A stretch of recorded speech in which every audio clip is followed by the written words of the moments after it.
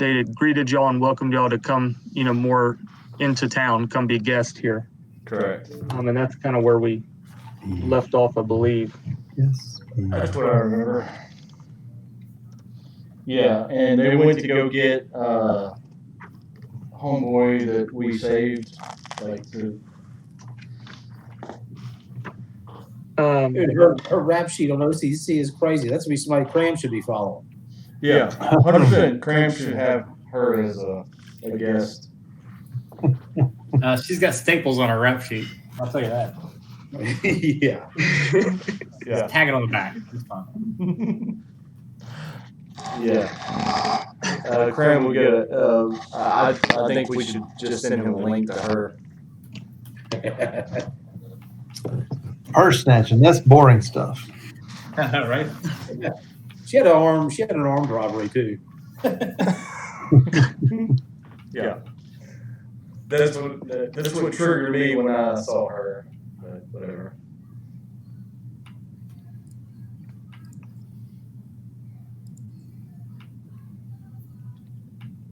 Yeah, she was calling me sir. I was like, Whitney, we're the same age and we went to school together. Older than me. Yeah. Although judging from the pictures, you look about 40 years younger than her. Yeah. If I shaved the beard, it's probably like at least 60 years younger than her. Yeah.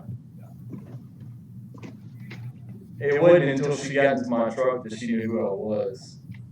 And then she thought I was Trevor. So, winning. Yeah, I was going to say, hopefully you stuck with that. Yes, I think it's Trevor. Yeah.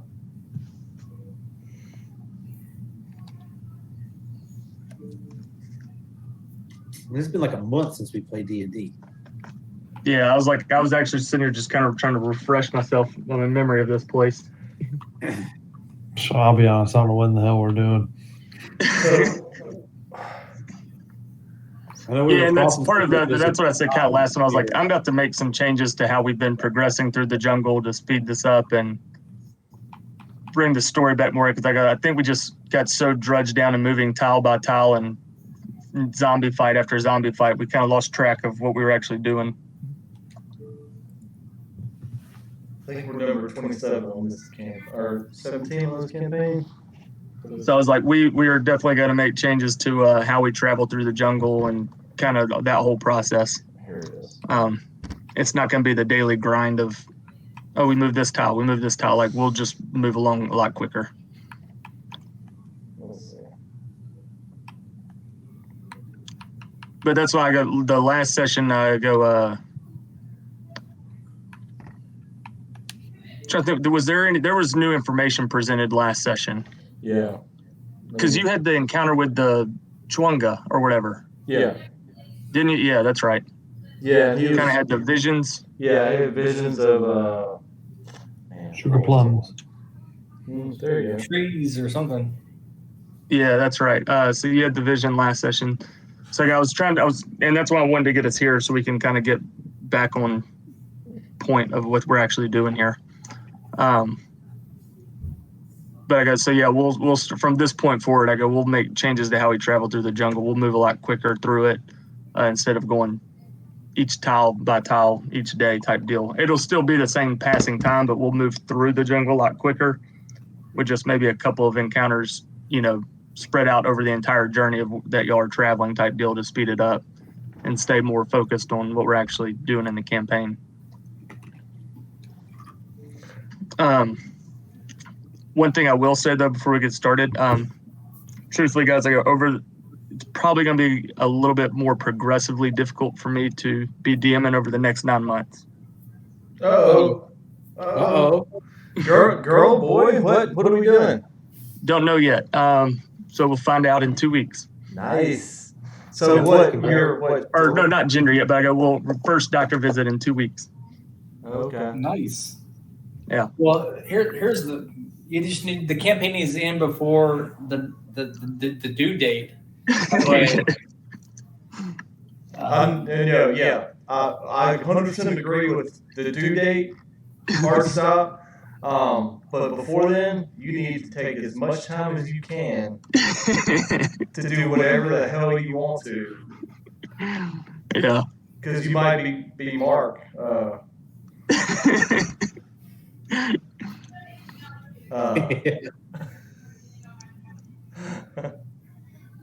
But yeah. Yes, I had more intended for tonight's session that I was going to do last weekend, but then was kind of a surprise, so I didn't do as much planning for this session last weekend. No, you're doing other stuff way before now. It's barely an acceptable excuse. Barely. All right, we'll get started tonight though. So we'll pick up right here where y'all just made it into Curse of Ball. Y'all were greeted by the Aarakocra. They ran to go get the leader, who is Ashara. The leader. Also, hey, I hadn't told Mark yet, so hold on. Oh no, I'm not gonna tell you. Yeah, I was gonna say because I still got to tell my brother and my sister. But I was your like, family. Wow. It's still on YouTube, so do it That's soon. rarefied air when you tell your D&D group before your family. Yeah. yeah. So I was like, I still got to call and tell them. So I Technically, hadn't he told should Mark be yet. here, so If that's kind true, of his kind of his fault. that's right. Well, what did I tell him? I already told him on the text. That he's on death save right now. So yeah, y'all just made it into the town. The Aarakocra went to go get Ashara, who's the leader, kind of this monastery that's built into the side of this mountaintop kind of precipice. From a real quick glance, as y'all kind of just look at the scene before you, it's literally built into the side of the mountain. So it's that narrow bridge that just sort of is a walkway that just razorbacks up the mountain with their kind of houses just carved out of the stone face of the mountaintop. You can kind of see it in the picture that's here right in the center of this map. I mean, it's kind of a narrow walkway because these are Aarakocra. They all have wings and can fly. So they don't need a whole lot of space, to walk around, things like that. But y'all are about 520 feet up above the ground at this point. Quick surveys, y'all kind of just look at what's above you and kind of see the structures. It does look very old. It's been here for probably a century or more. You can see signs of it's been attacked. At least you could probably kind of surmise that some of the damage is not just natural decay and deterioration, but it looks like a lot of empty buildings that have been abandoned a long time. This probably used to be a larger group of Aarakocra that's no longer here. That's a smaller group. Clearly the space is bigger than what actually lives here in residence. Like I said, you can see signs of damage that was most likely from battle, not from just the old age of time. They all look very disciplined, as you might expect from a monastery. There's kind of a simplicity to their life, disciplined, regimented, very friendly, kind. Just kind of as the observation that y'all get as y'all kind of walk into this kind of monastery here.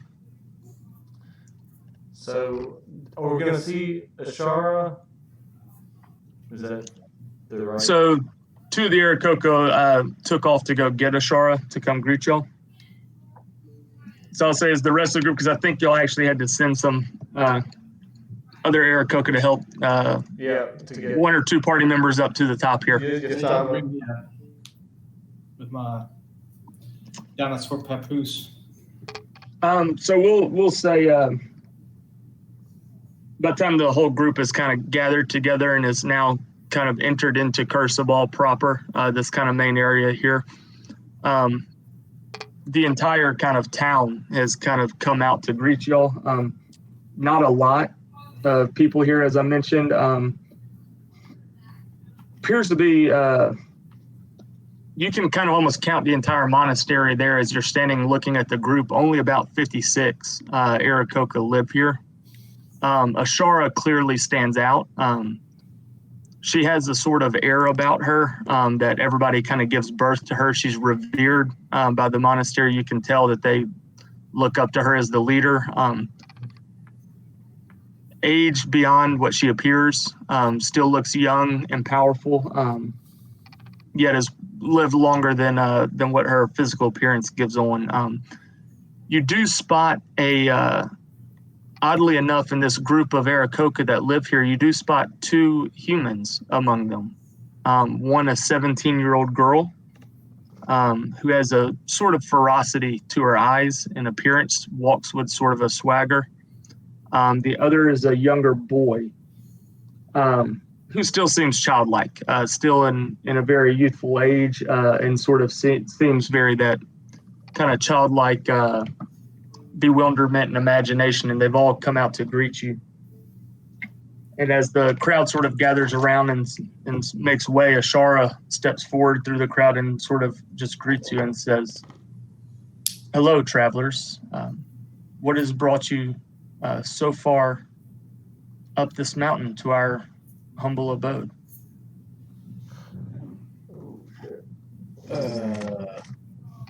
Let's see. We had some guys that brought us there, but they left. I don't think they're coming back.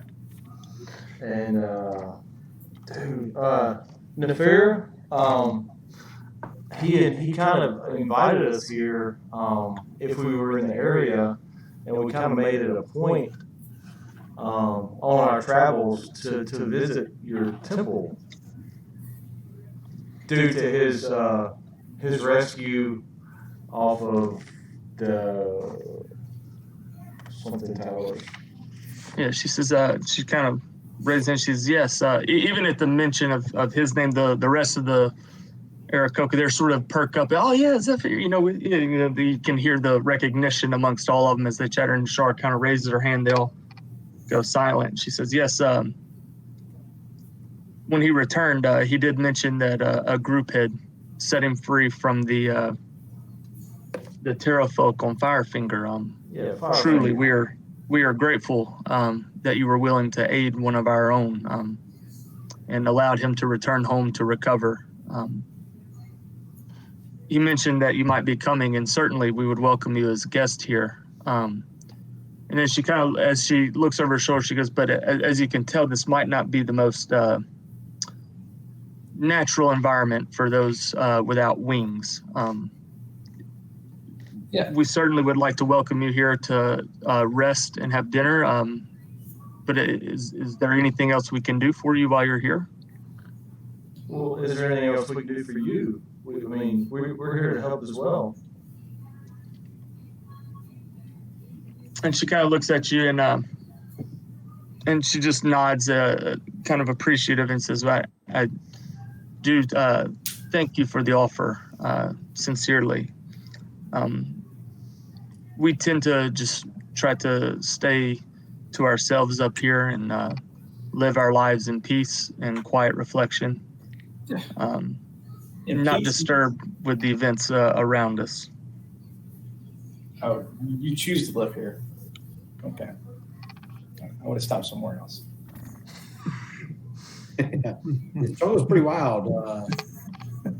Do y'all have any issues with like zombie dinosaurs?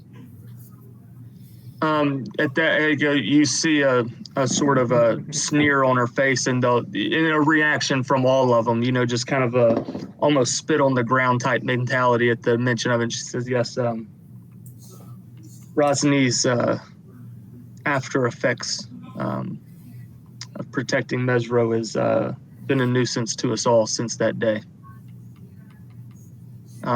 All the more reason why we remain high above, where it is difficult for terrestrials to make it to us. I agree. It was difficult for us to make it to here, and I think you had that done on purpose. She says, yes, you are correct in assuming that. As I mentioned, we've unfortunately suffered enough in our lifetime, and we tend to just want to stick to ourselves up here on the mountaintop and live in peace.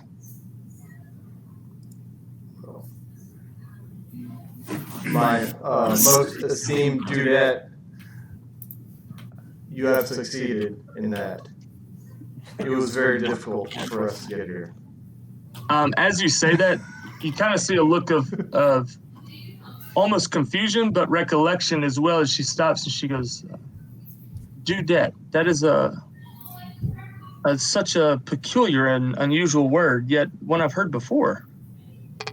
And she looks at you and kind of sits there and she goes, yes, I've seen another like you who used those same words, always speaking in peculiar words. What did he look like me? She goes, yes, I mean, it was quite some time ago, but now that you mention it, yes, he did look very much like you. Did he have blonde? He had blonde hair. She says he wore a kind of a cloak, cape-like deal and cloak. I don't quite remember the color of his hair, but he had an unusual name as well, though, one not common to this area. Call him dipshit. That's what we call Bill? him. Yeah. I think it was Bill. Yeah, you call him Bill. I mean, we called him Bill. I mean, I called him Bill. That's only really my only friend, besides these stragglers over here.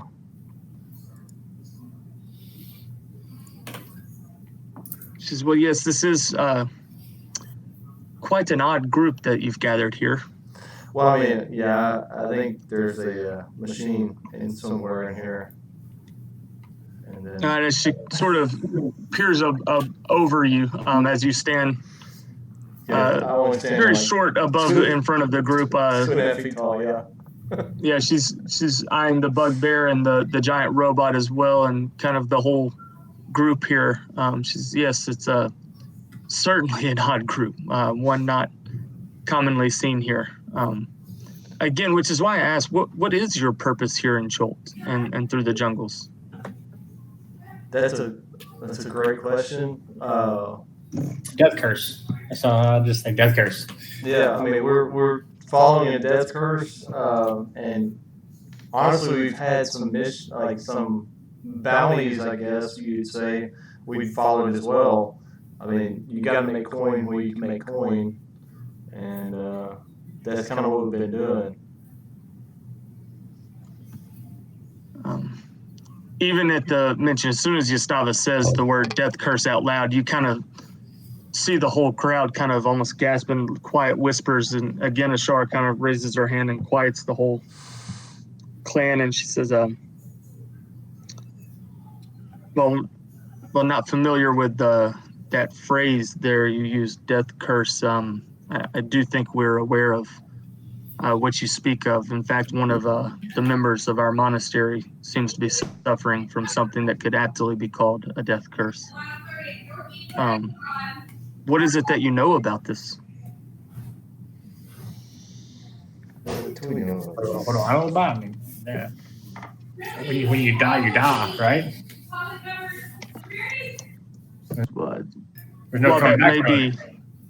That may be the norm in most places. I think we've all seen times in which the dead have been brought back to life.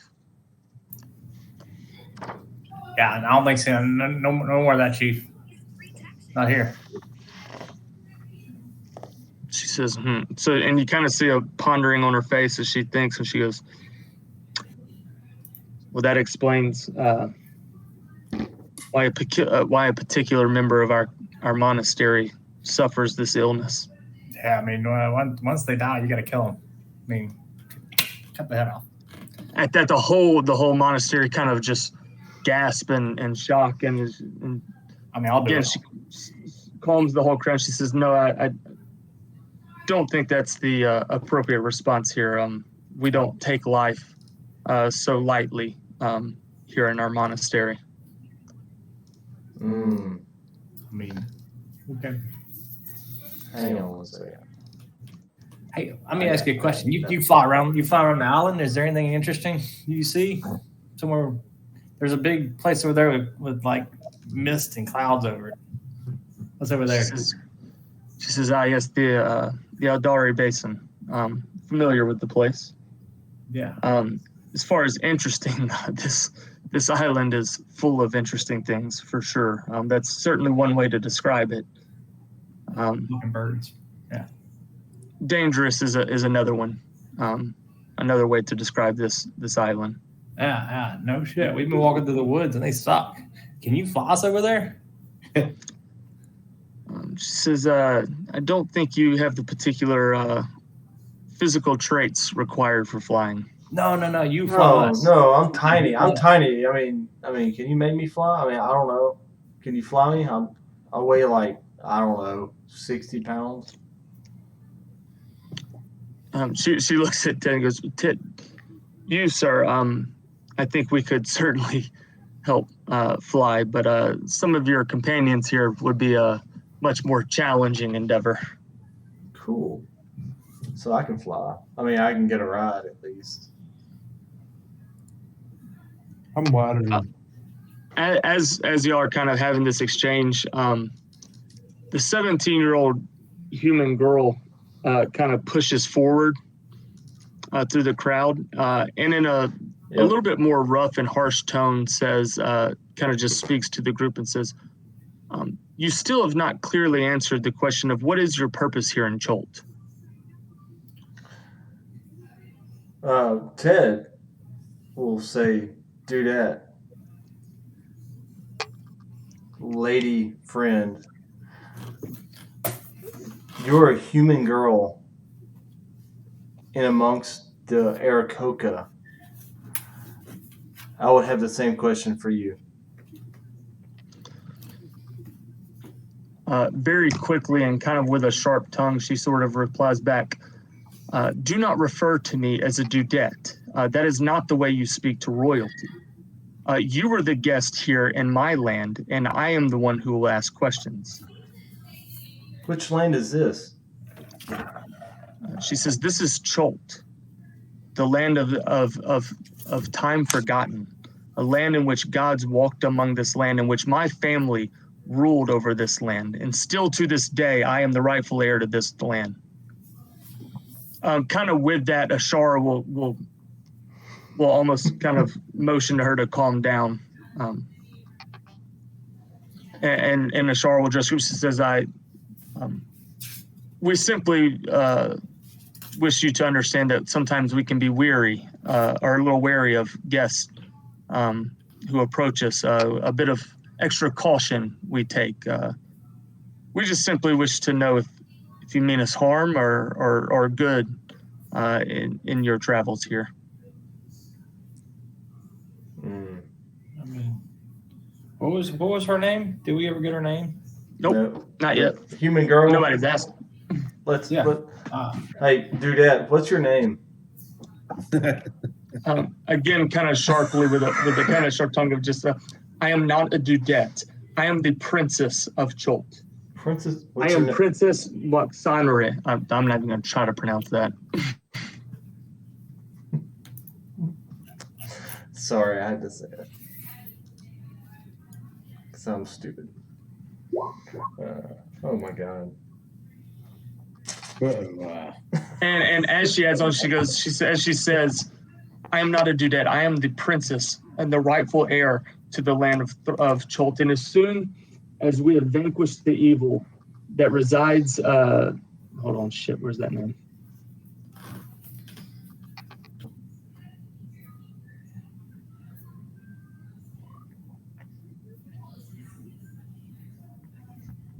Oh, where'd it go? I lost the name.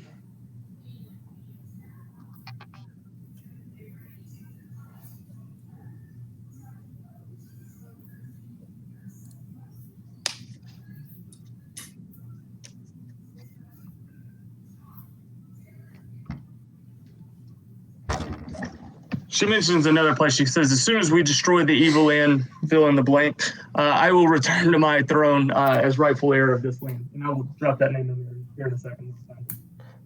No, you're good. And if you're the princess, he must be the prince. As she looks over him, 6-year-old boy, by the way, and says, yes, that is the prince. Clearly too young to sit on the throne, still in his childish age. What's his name? Dudette? Maxis? Max. Wax. I'm going to call you Max. Wax Veneer.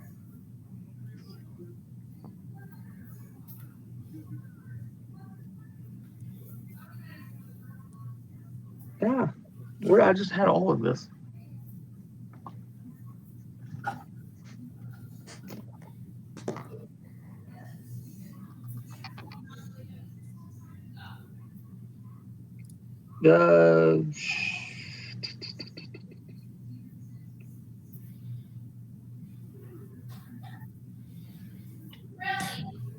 She'll just reply simply, that is not, he is simply referred to as the Prince of Cholt.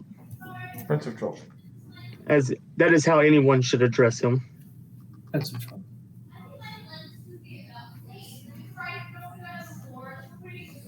Is he in earshot? That's his name. Nah. Sorry. Nah. There it is. Nah. That's his name. And as you look at him, he does have like makeshift feather wings, like wrapped around his arm, like a loose like toy, like he's pretending to be an Aarakocra and like flapping his wings. They're both Kinda human. They're both human, obviously. Yeah. So he's like sitting amongst the crowd, like pretending to be an Aarakocra as well, like has like little feathers on his head and has like little makeshift wings strapped to his arms, like pretending to be an Aarakocra. Cool.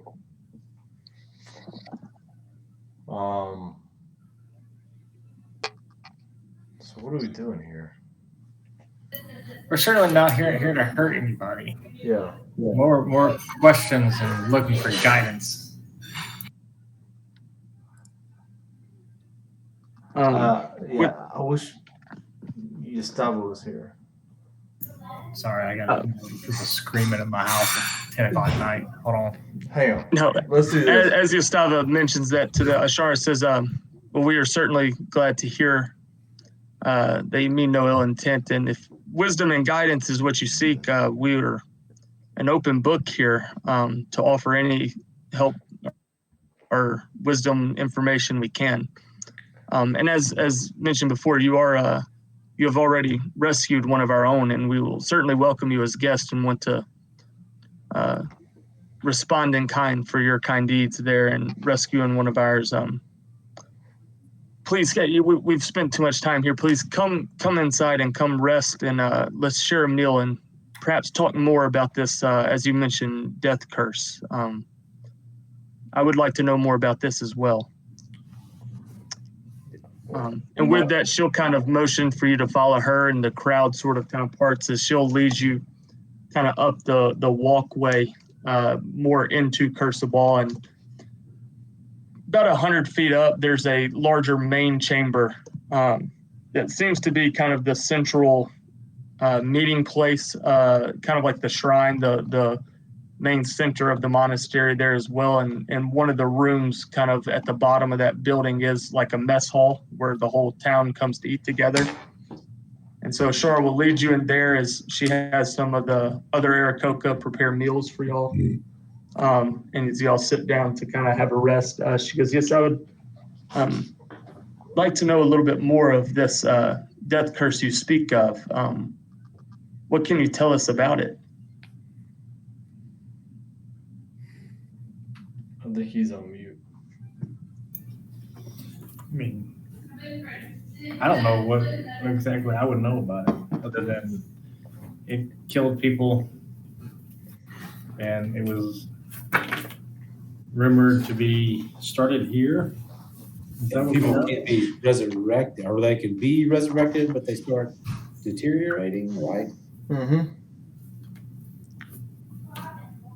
She kind of listens and takes it in and kind of thinks. She says, yes, we have seen that as well with one of our own. So you believe it originates here in Cholt? Yeah, that's what we were told. I don't remember by who, Oh, shit. but I'm going with that as with all the zombies walking around and shit in the woods. She says, well, Okay. you do raise an interesting question, or an interesting paradox, it seems, for it seems the undead are unaffected, but the living who have been resurrected are affected.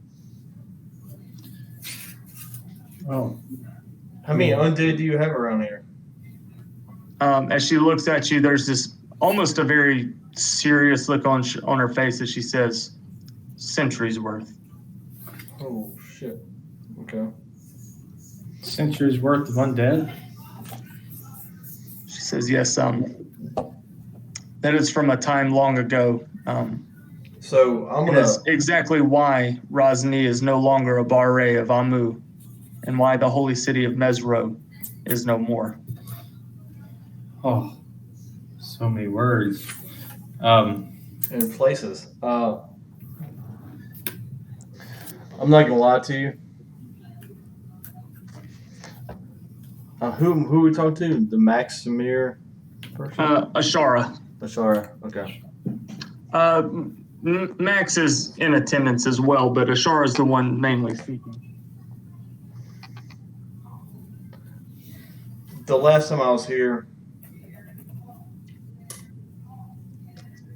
your population seemed to be thriving, and I'm not entirely sure of the timeline, but apparently it has declined over the years. I'm assuming. As you say that, she sort of looks at you with a little bit of shock, caught off guard a little bit, and kind of measuring her words and thinking carefully about what she says. She just sort of says, yes, we did used to be a much larger nest here in Sir Cabal.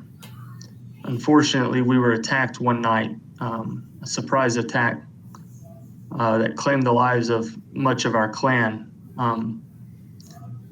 If she looks at you and she thinks about what she says, you were here then, saw the nest, and as she's almost saying it very slowly and drawn, you can tell she's thinking, and she says, I knew you and Bill have seemed so familiar before.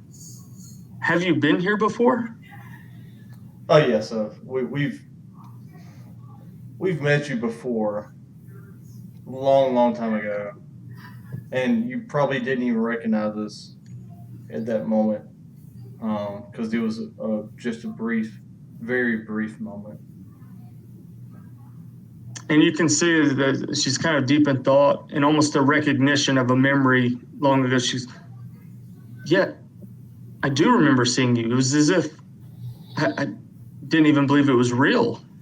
It's like you were here and then gone. Yep, that's the way I remember it, but I do remember it now. Just when this Bill visited us a few months back, I knew there was something strange about you two, or about him. Yeah, I've lost Bill. He kind of went out on his own, and I'm kind of on a journey to relocate him. And it's good to hear that you've seen him and did recognize him. She says, well, I can tell you more than that. Just seeing him, he stayed with us for a few days, and I can tell you where he was headed. Oh, where's that at? Said he was getting prepared to head to the Valley of Dread. He said the jungle was calling to him, but it was more than that. It was the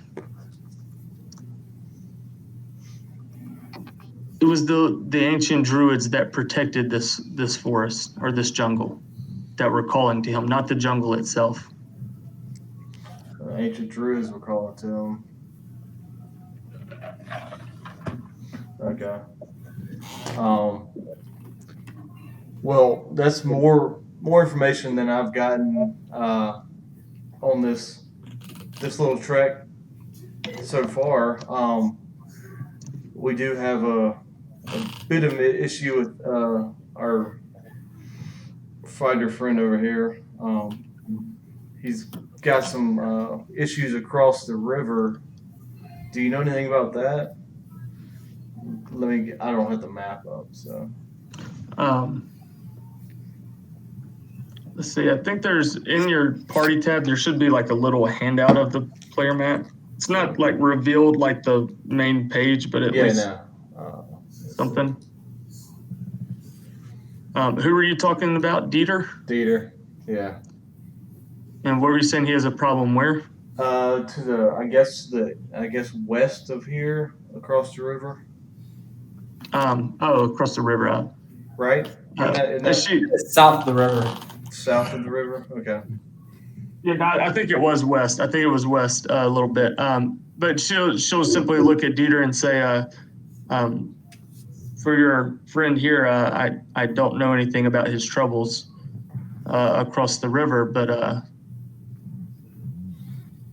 I don't know if I can offer much help in that regard. Okay. I think he had some sort of recollection or something about a past experience in that direction.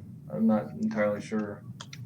She says, the only advice I can give to you here, counsel, is that there are many voices that linger in the jungle from times past.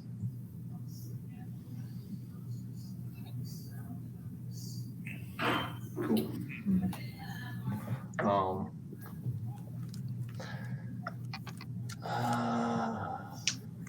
And she'll bring the conversation kind of back around to the death curse again and say, I do wish to revisit this death curse. I know you said you have been led here to Cholt. Are you looking for anything particular, or do you know perhaps a source or cause of this plague or curse, as you say, that is affecting us? I don't know if we know a source. I mean, we all had this friend named Bob. We had a baby. It's a boy. The baby is a boy. Might be one of my favorite commercials of all time. And I'm calling Brandon right now just to see if he has something to say about this. there was some mention of a man with a snake, like something. Yeah. Hey, what's up? Almost home? Almost home? Cool. Yeah. Okay. Well, You hadn't killed me off yet, have you? I tried to. Yeah, give me like 15 minutes. 15 minutes. Okay. Yeah, I'll be there in 15 minutes. All right. Bye. All right. Y'all heard that. Yeah. At the mention of a snake-like man, she would just simply say, well, that description would probably most fit Razni, but I can't imagine he would be the cause of such a plague as this. The last we've really seen of him was when he rose all the undead that you have encountered in the jungle to protect Mesro. We haven't heard much from Razni since. Yeah, I'm winging it here. My memory's not very good.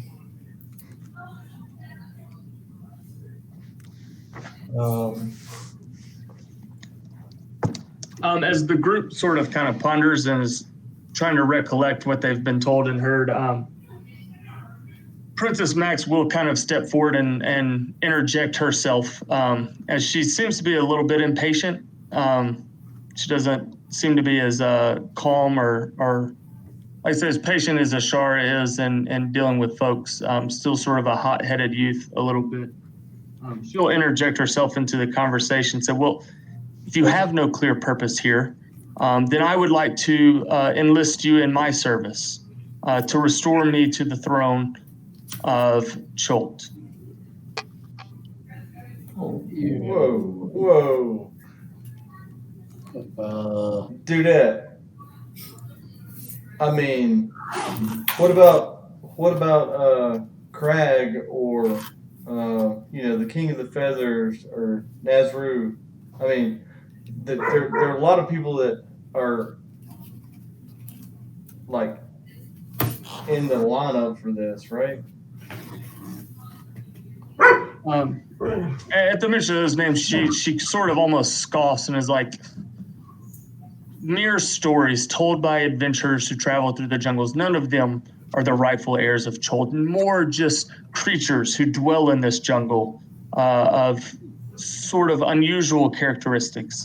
I am the only one here who has royal blood coursing through her veins, and it is about time that I sit on the throne of Cholt. And as soon as we can clear Omu from this evil that plagues it, and if you would return to me the chalice, I'm not even going to try to pronounce that name, to me, then I can sit on my rightful throne and rule over Cholt once again. In fact, I know if you come from the main island, the Lords of Waterdeep and the other towns, civilized towns, would surely mount an army to come fight my aid to restore me as the rightful queen of Cholt. You need to work on your people skills. What is the chalice? Yeah, I'm about to put that name in there because I'm not even about to try to pronounce that. I got the chalice of whatever I can't pronounce.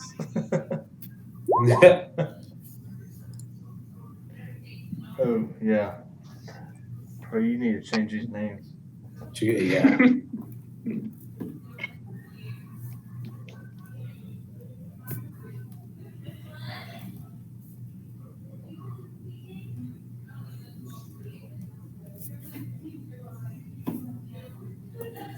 Oh, Jesus. CH.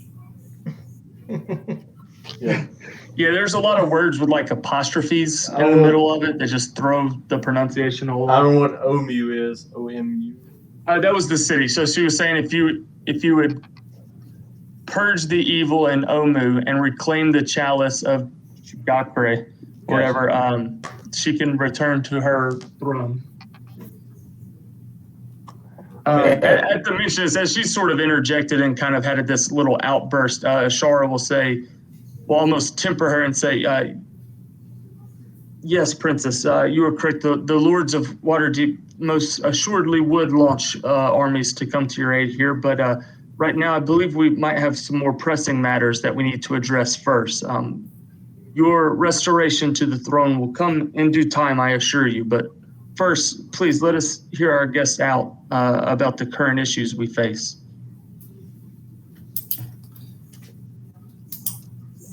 So, We've only been here for like 2 weeks, and we've been walking through the jungle most of the time. So, any information we can get from you about the surrounding area would be clutch, because we don't know where the hell we're going. if we go west, which I think we're going to do,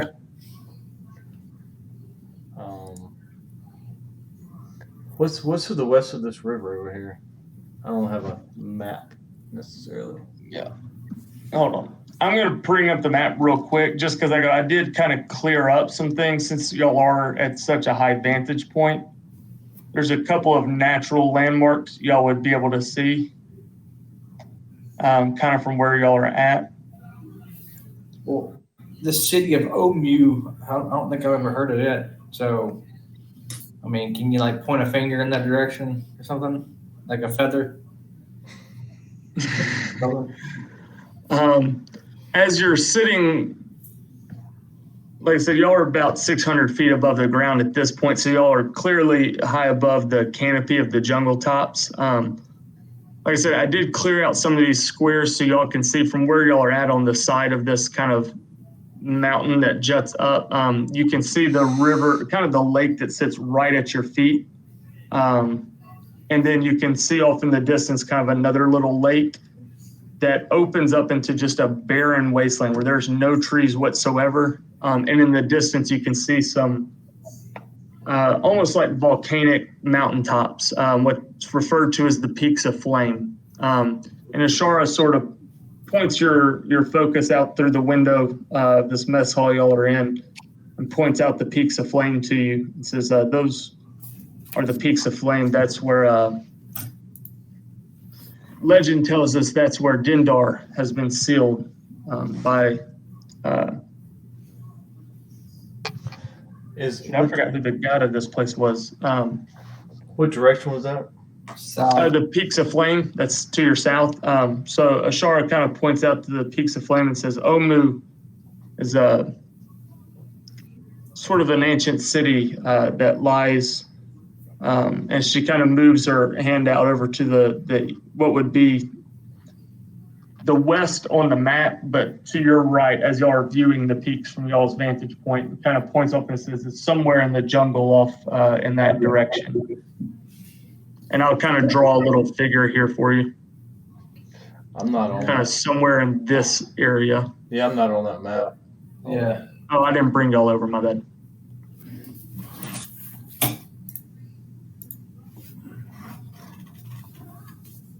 No, that's cool. You're not having a kid or anything. And then I'm gonna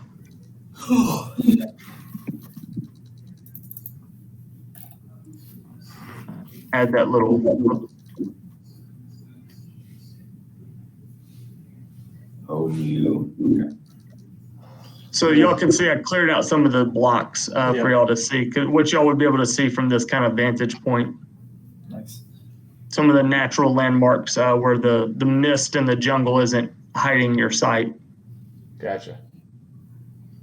And with that, she'll say, Ashar will kind of turn her attention to you, though, and say, but it seems the information you seek might be a little bit beyond our means to answer. There is an old story, and she kind of looks at the group and she says, y'all seem like y'all are both experienced and more than capable to handle yourselves in dangerous situations. In fact, you've made it this far through the jungle, which is more than many adventurers can say.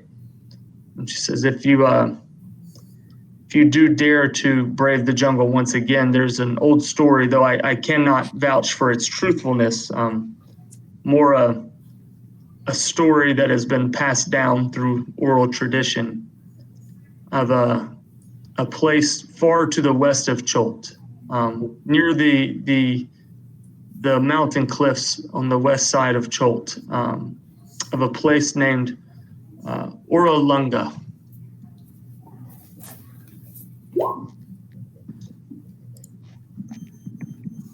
Orolunga, and it is said that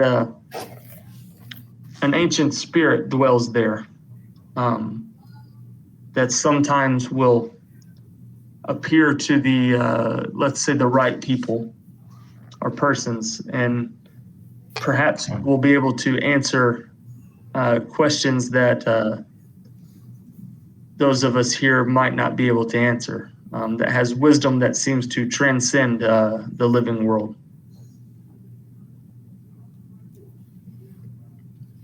All right. So if we go west of here, what are we looking for? As far as what does Orolunga look like? She says, truthfully, I cannot tell you exactly, only that I know it. Rumor has it that it's somewhere along the Mist Cliff Mountains. Ah, dang it. More mountains. Mist. As she hears Yastava sort of say that, she says, do not fear. It's not in the mountains, but more along the base of the mountains in the jungle. In the jungle. But to its exact location, I cannot know. Again, I don't necessarily even claim that these rumors or traditions are true, simply that things that I have heard. No, you don't ever just fly over there and take a look or anything? she looks at you and has a little bit of more of a serious look on her face. She says, I do not leave my people. I mean, you don't have to leave them. You can come. I am needed here, and I protect my people as best as I can. And as I've said before, we prefer to stay in solitude to ourselves, in peacefulness and quietness here. Well, how did you come about this princess over here? Princess Charisma over here. Oh my god. Yeah, I can't pronounce it. At you, as you ask that question, as Ashara begins to speak, Max will sort of interject again, sort of the impatient one.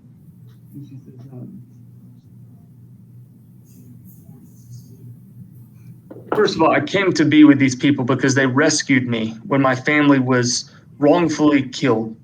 My great-grandmother, Napaka, who was the last ruling queen of Cholt, when she was killed, the last ruling queen of Omu, and my father, Omek,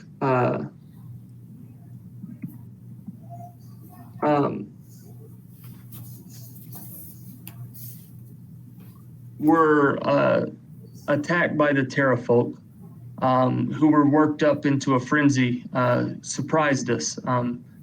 They overwhelmed our castle, or our kingdom, and unfortunately, my family did not survive the onslaught.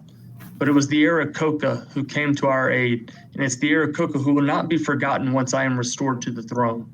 Shara rescued me from the dangers, me and my young brother Na, brought us here to raise us as their own amongst them, waiting for the day in which we could reclaim our throne. And now that I am approaching of age, it's about near time that I am returned to the throne. Brother, is it not the time? As soon as you say that, she almost gives a little bit of an angry look at Ashara, like, yes, it is clearly the time that I am restored. And Ashara sort of tries to temper her impatience. Carol looks at the group and says, how much longer are we going to listen to this teenager bitch and moan? I mean, Yeah. What we need is a ride off this fucking hill. I'm tired of the teenage angst. I mean, if you want a throne, go get it. I don't think it's going to be there when you get there, but. But she says, as she looks at you, she says, yes, it is time I get my throne. And it is the duty of all the servants of this land to serve their queen. And it is why I'm enlisting you now. Go to Omu, slay these foul beasts, return my chalice so I can sit on my throne, and I will give you your fortune. I mean, I already have a dinosaur. So Also, we're not of this land, right? No. Truthfully, no, you're not, but she's just sort of claiming that.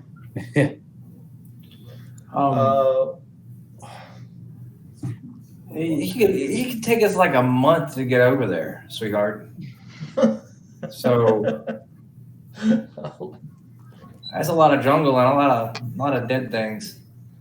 So Yeah, and we aren't exactly your servants, so And you didn't really say you don't even have a throne.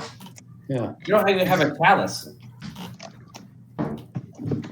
I'm going to need everybody to roll a d20 for me real quick. Catch more flies with honey, lady. Last year we had way more than her.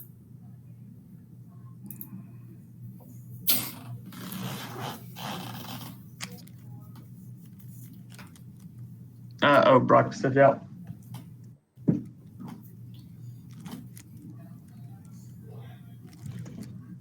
I'm waiting for him to get back to roll as well, though.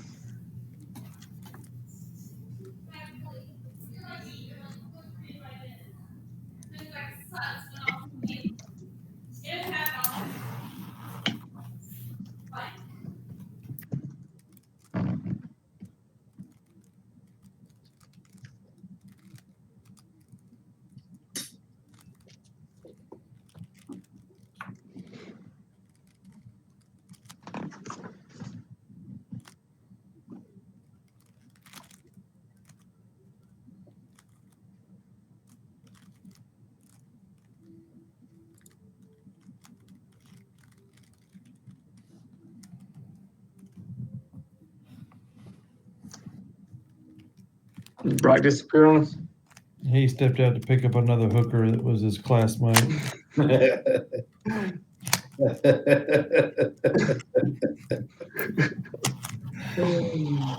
to go put some ointment on. Yeah. All right, anyway, we'll roll on.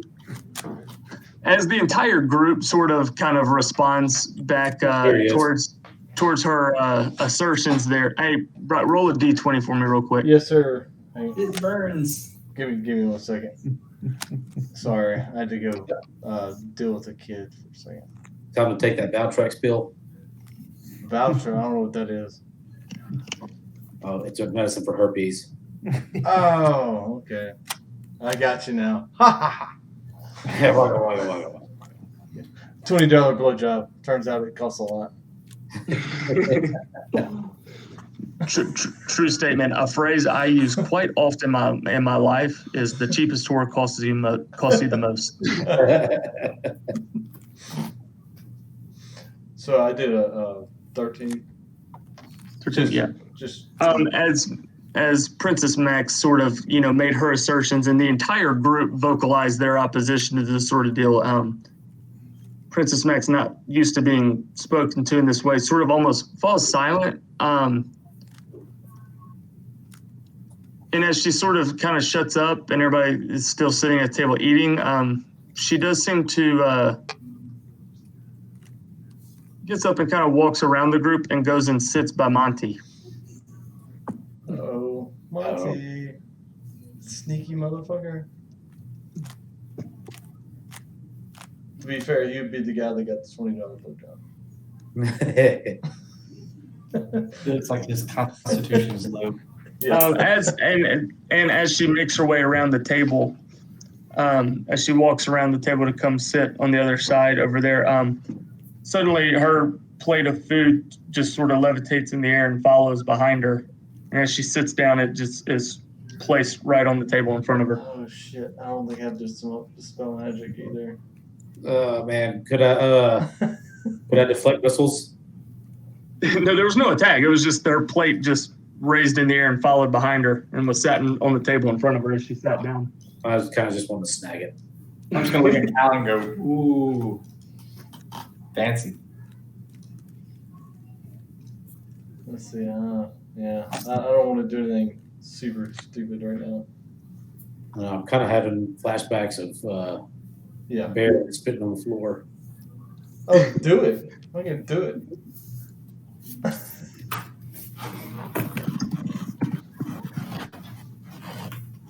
I can't do anything right now without causing a ruckus. But it's Aarakocra, so they're pretty much harmless to us anyway. So we can probably just walk out, and I can do this telepathically to. What happened to Chris? Yeah, I can do it telepathically to Monty, and say, dude, or I would say, bro, they're harmless to us. Let's just get out of here. Those happen simultaneously, Chris. Voice in your head from Ted. Well, As he everybody froze up and we have no idea what just happened. I was talking about. Oh, for real? Yeah. Right after I said I was having flashbacks of Ted, it froze up on me. So Ted spoke to you telepathically in your mind, which is his racial trait. And it said that they don't mean you any harm, type deal, blah blah. Yeah, I was like, But also sent something to you. okay, sorry, I didn't know, and Here. Okay. my chat got broken out somehow again. I still got it though. I'll keep it right there. How old is Princess? So Chris, what I told Monty was, bro, that don't mean it's any harm. Let's just try to get the fuck out of here. Can I respond to you? Yeah, you can. With like in my head, No, not telepathically. You cannot. Yeah, you can't respond telepathically. Yeah. J-Mac, do the thing where it's just you and me. Okay. Hold on. We got Brandon now. What up? What up? What up?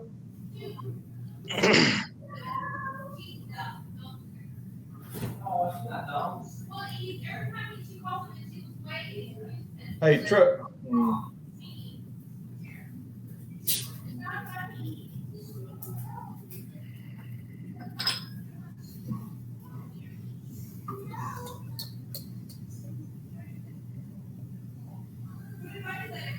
I just want to get the hell out of here. Hey, we're working on it. Yeah. Dieter, so y'all are, just to catch you up real quick, y'all are in Cursabal. Y'all are up on the mountaintop. Y'all are currently sitting in like what would be considered like the mess hall of the main monastery shrine area.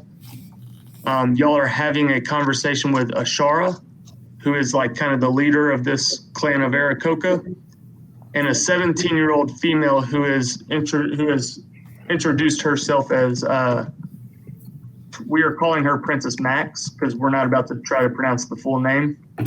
The rightful ruler of Cholt. She's basically a female teenage Joffrey. that's a fair way of putting it right now. Very accurate. Yes. And from what all we know is the self-proclaimed rightful heir of Trump. I will put her full name in the chat, but we are just referring to her as Princess Max.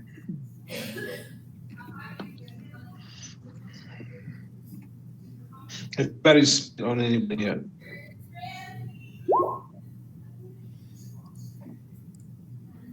It should be Princess Wax. Whatever it is. I said, has anybody spit on anybody yet? Not yet. Funny Yeah. you said that. Okay. Funny you say that. Yeah, funny you say that. For once, Ted actually said, "Don't do that." I'll look at Cal. Also- I'll look at Cal and really loud be like, "I'm pretty sure it's the firstborn male that is supposed to sit on the throne, right?" Cal would say that would be that is correct in most cultures, from my understanding. Cool. By the time we get I back, would answer by the time we that get as well. At this point, Cal is oblivious to the nonsense going on here. by the time we get back, he's going to be at least 12. So, So, as you have seen in the conversation so far, normally Princess Max would respond sharply and abruptly, yet she seems to be fixated on Monty at this moment and does not even respond to the acknowledgement of a male being the rightful leader. Oh, Brandon, you missed the caveat here that the DM is expecting. Yeah, Oh, yeah? Congrats. yeah. Thanks, man. That's awesome. First trimester? Second? 6 weeks along. Oh, early. Yeah, real early. So that's what I said. I hadn't even told Mark yet. So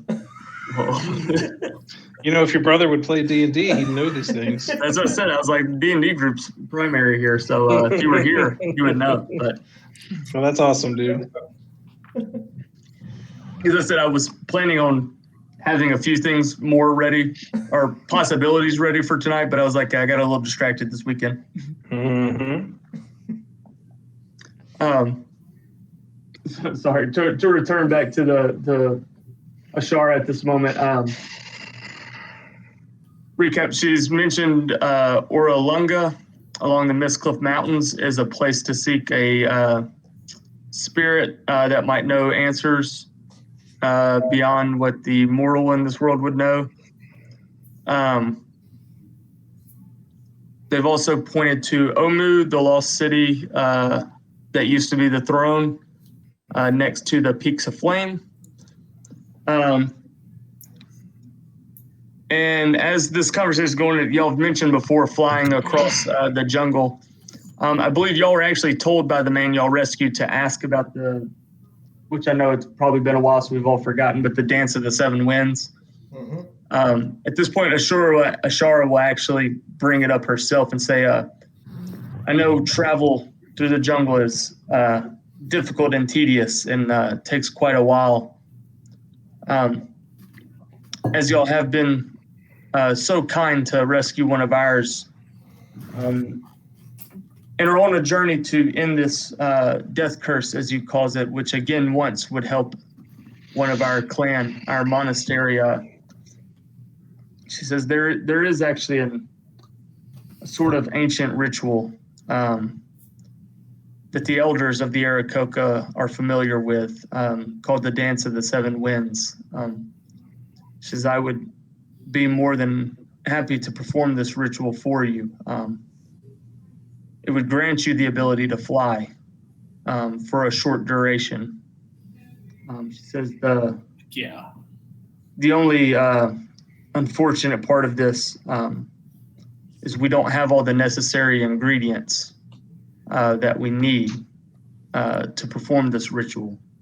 There's one component that we currently don't have. Please tell me the blood of the virgin.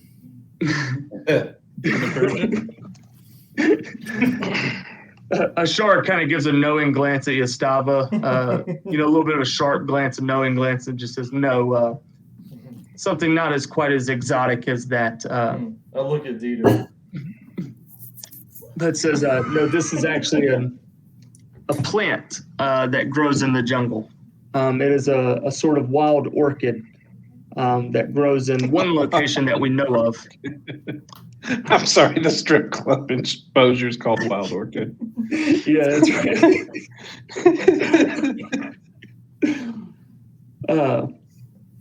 So it's actually at a location not but a couple of days' journey from here, called Nangalore.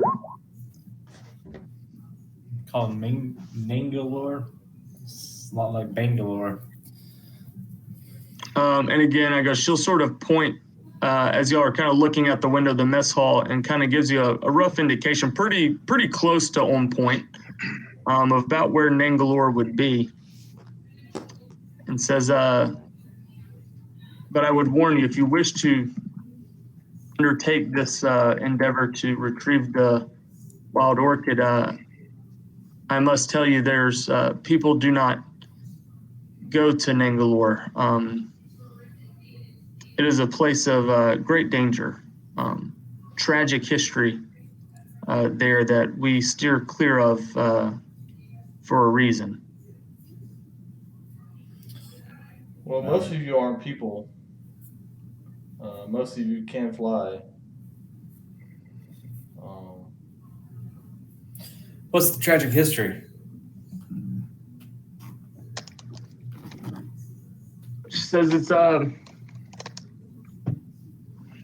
again, this is sort of Schultz is full of oral tradition mostly. Very little is written, so it's sort of what version of the story is it that you heard that is passed down from different tribes and that have dwelt here. But essentially, it's a story of a great beauty and unrequited love, who was cursed to an eternal existence there in Nangalore to live in solitude. Well, that doesn't sound too bad. I thought you were going to say like a giant undead dinosaur.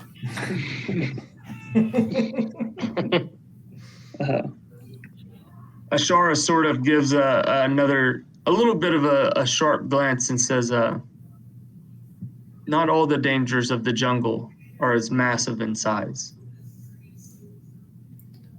Who said that? I'm sorry, I said wild orchid. It's actually a black orchid. Okay. It's actually a black orchid. I think wild orchid works. Black orchid. Demonetized. Copyright infringement. Okay, so there is some star-crossed lover gone bad in Nangalore. Nangalore, yeah. Is that what we're talking about? So Yes, Nangalore. If we grab, what do we need to get from her? Or A him? flower. So what's present before you currently? What you have learned here at Circle Ball, just to recap.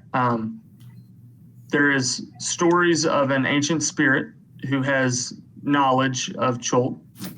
at Oralunga, which is along the Mistcliff Mountains, the base of the Mistcliff Mountains. No exact location, just that's simply the general direction they know. It's somewhere along the base of the Mistcliff Mountains.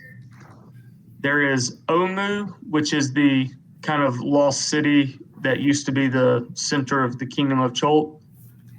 Where the chalice is, that's where Princess Max wants y'all to go cleanse the evil and retrieve the chalice. That is just to the west of the Peaks of Flame. And then Ashara said she can perform the Dance of the Seven Winds if you retrieve a black orchid from Nangalore. I mean, the ability to fly sounds nice. It does last. There's a certain limit on how long that lasts. Okay.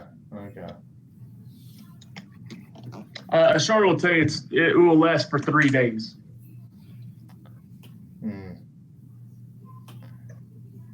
Well, Dieter, Mm-hmm. you had some sort of come to Jesus about something to the west here.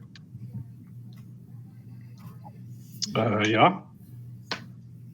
I'll point to the Yeah, direction of those ruins. yeah, across the river, right? That is on our way to Nangalore. Yeah. We hit the ruins, we hit Nangalore, we come back, we get our flying, our fast pass, and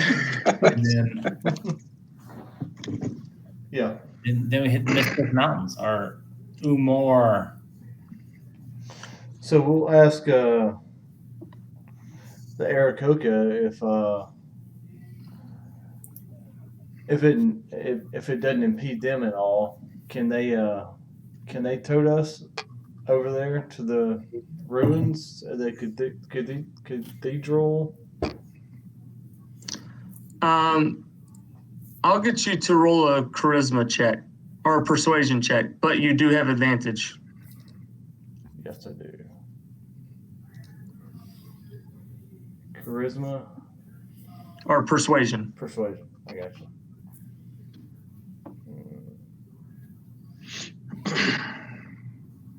Yeah.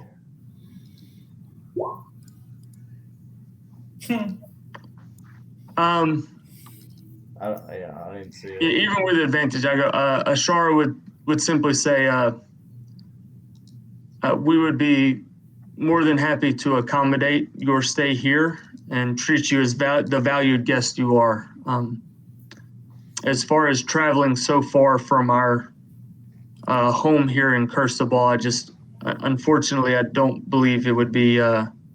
We'd be willing to let members of our clan travel so far a distance from Kursabal. Plus, it would be very difficult to carry some of the members of this group such a long distance.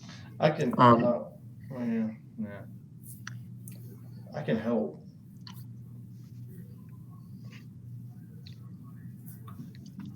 As it sort of kind of lingers there, Ashar will kind of almost redirect and say, "Yeah, this is such a strange assortment of creatures who stand before, or characters who stand before me here in this group. Such a wide mixture." And again, Ashar will sort of almost turn attention to Monty as well and say, "You seem to be familiar with a monastic tradition. What monastery have you come from?" I came from the hang on. Forgotten what it was.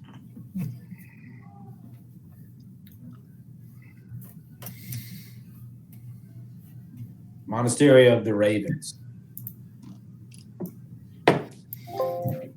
Ashara sort of almost kind of leans back and says, and looks over at you again, says, "Yes, that's it. I knew there was a presence about you, the Raven Queen." Yes. She says, as it kind of there's this a moment of as she's pondering, she says, if it's answers that y'all seek, as she leans forward, she says, there's, I know I've mentioned Oralunga, but there's two other paths to answers that you have laid before you here. Much more perilous, much more dangerous than a trek through the jungle. And as she sort of motions to Princess Max here again, says, it is possible on certain times of the month that we can communicate with the Wind Dukes of the Outer Plains, who might possess otherworldly knowledge. And then she motions almost to Monty here as well and says, on other days of the month, it might be easier to contact perhaps those of the Shadowfell, like the Raven Queen, for answers, particularly if you're seeking knowledge about things of death and life.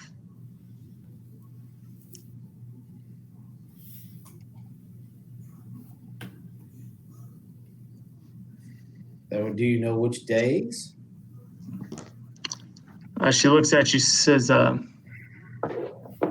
sun still sits in the sky now, but as it sets and the moon rises, you'll be able to tell by the phases of the moon. It is no secret that this jungle is teeming with magical potential that has been undisturbed by humanoids for centuries. A lot of involvement from the gods and primordials still lingers in this land. Magic seems to infuse everything in the island of Cholton. On days when the moon is full, we experience sort of a positive magical effect.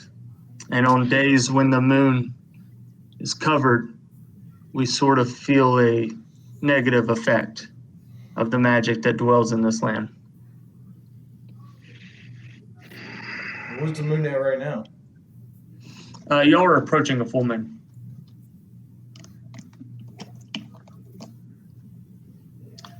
It's actually, I know it's been like a month since we've last played, but it's actually part of the reason why the guides split, is they said they're getting worried about a day approaching in which the jungle behaves strangely.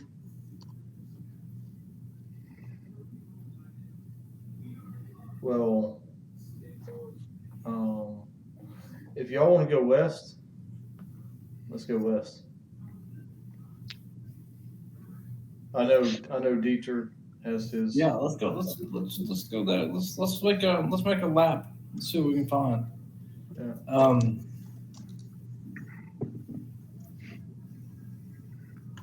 I think we could probably rescue a flower. Well, I mean, we don't necessarily have to do that. Nope. I'm just saying that for their benefit.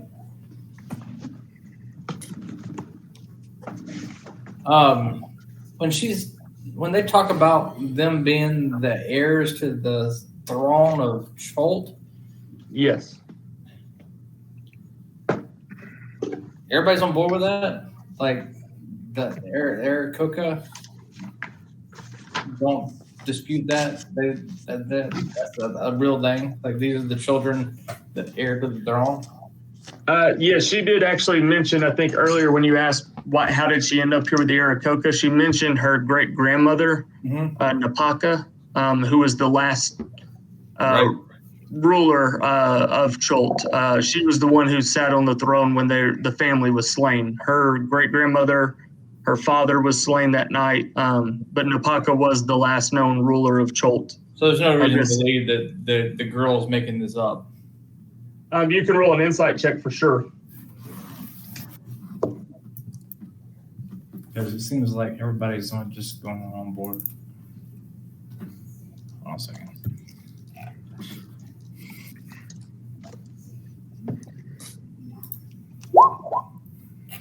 16. As far as Gustava can tell, you have no idea of the history here of Cholt, of who was queens, kings, anything. There doesn't seem to be any indication that she's lying to you from her speech and kind of body language. I mean, you would say you genuinely believe this young girl believes every word that she's saying. You have no reason to doubt her. Okay. You're not picking up on any sort of body language or speech that would indicate she might be lying here, I would say. Okay. Yeah. And the Aaron Cooper would probably sort some of that out for us. I would imagine. I would say with a 16 at the same time, while there seems to be no sort of indication of deception from her here, I would say you're perceptive enough to know, and the interaction you've seen between the princess and Ashara, that Ashara has definitely been sort of the guiding voice in her life. So a lot of her beliefs might be influenced by Ashara and what Ashara has told her. Mm-hmm.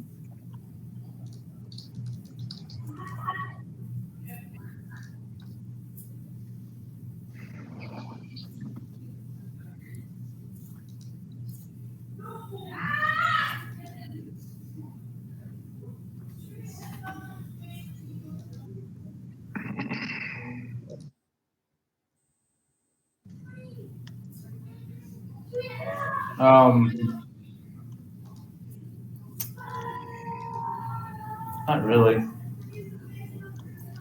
mean, we kind of got some leads here, but we will need to get the Dance of the Seven Winds if we want to expedite some of them. Well, let's go get that orchid. What is it? So the The Black Orchid? Let's go to the cathedral, then get the orchid, and come back if we feel like we need to make haste down to Omu or the Mist Cliff Mountains, or I think we go do Dieter's. Lunga. Yeah. Before we leave, I want to grab the little boy and pull him to the side and pull out the little pouch I made for the dinosaur and open it up and show him the dinosaur and tell him that I need him to take care of this until I come back. It's too dangerous out there for a baby dinosaur, and he might need a friend because I completely get the impression that his sister is not a friendly person to hang out with. So I'm going to give him a puppy to play with until I get back. By the time we get back, the village will be dead. I would say, as you call Na over, who's still dressed in his sort of Aarakocra-esque garb, as the 6-year-old boy is clearly elated to see a tiny dinosaur that you were offering as a pet. You notice out of sort of the corner of your eye that nothing escapes Ashara's sight here, as she's clearly focused on the conversation you're having with him. And staring in your direction, but almost gives a slight nod of appreciation as you offer the dinosaur to Na. And Ashara even speaks up at this point and says, Na, you should thank our guests for such a wonderful gift and great responsibility that they have given you to care for this life here. And assure them that we will do our best to raise this young one. And Na is just over the top joyful and thanks you, and runs off actually to show and says, "I'm going to go show the elders." And I grab Na runs off. I dump a handful of good berries in it and be like, "This will keep them at bay for a little bit, but you got to find some more food for them." I'm gonna run. I'll run after him. I'll run after him. Speak with animals to the little baby. Okay. And say, and tell the baby, I'll pick him up again, point him at the new people, and say, "Family, this is your new family." As you can communicate with the Right. dinosaur at this moment, I'm gonna. dinosaur will speak back and just be like, "Mama, Mama," because it is still like literally 3 days old, and that's all that you have taught this dinosaur at this point is that it believes Gustavo is Mama. Yeah. Still too young to understand, but kind of a general perception of just like has imprinted on Gustavo, but I'll wanting roll, Gustavo, but not understanding the situation. yeah, I'll roll whatever you want to for that. No, you're good. I got just information because for later. Yeah, I gotcha. You don't know guy that trips. No, it's just me and my buddy. So with that, I would say the sun is getting low. Ashara has invited y'all to stay the night as guests in Kursabal. As it's getting nighttime, they recommend it might be best to sleep here, rest here before you set off on your next journey here. Yeah. As Nod runs off, I'll be like, remember when you're king, who gave you that dinosaur? Uh, I want to make sure his sister hears that too. Yeah. Again, as you sort of at the moment kind of gives you just a little quick glance out of the side of her eye. But then again, kind of returns to her meal. She actually done with her meal, stands up, and all the plates that are sort of empty at this point begin to lift off the table as she makes her way off towards more of the kitchen area, and all the plates and kind of the tables cleaned as they just sort of levitate off into that area.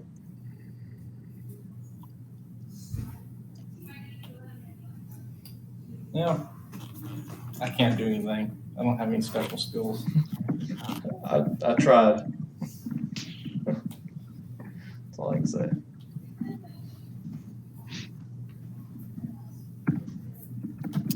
But are we staying the night here? It's already night. Yeah, might as well. Oh yeah, it is night.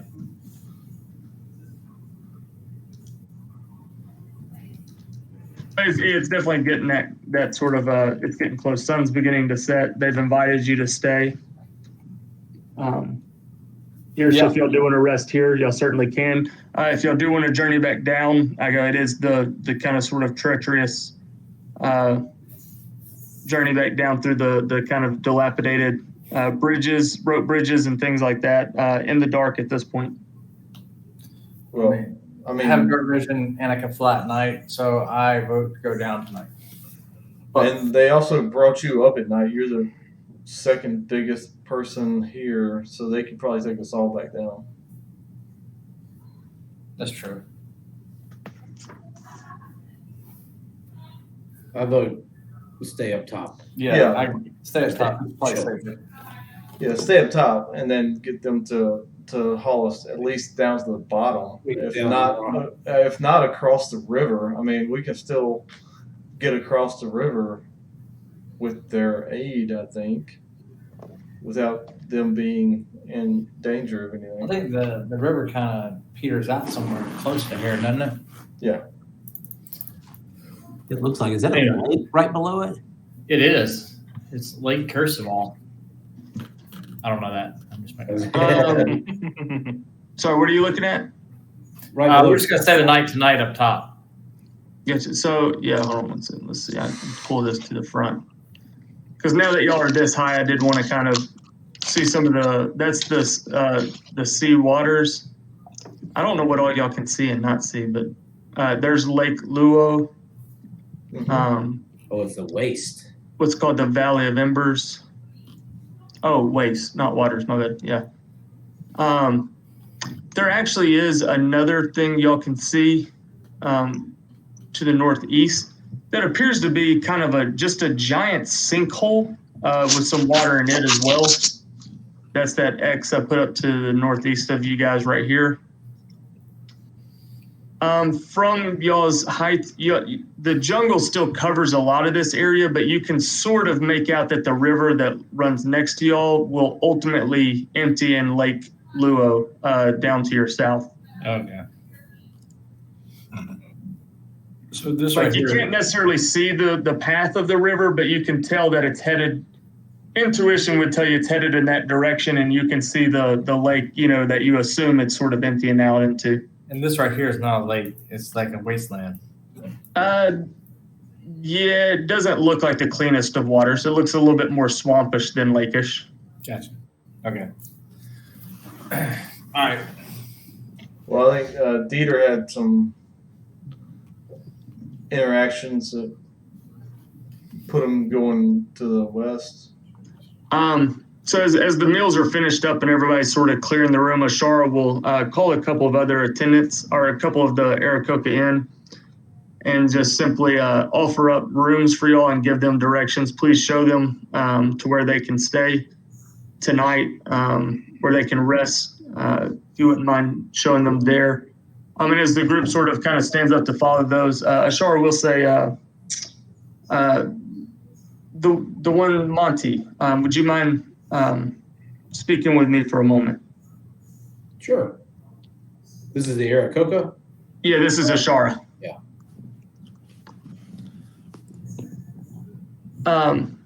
So if the rest of the group goes with the Arakokos showing them the place. Yeah.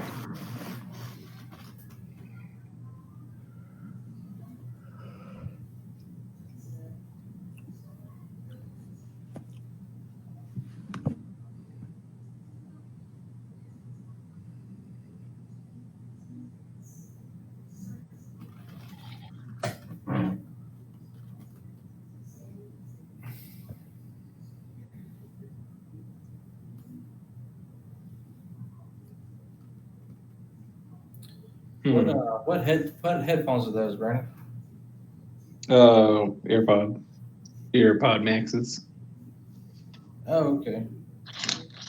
Oh, they're slim. No, I just have a fat head. Oh.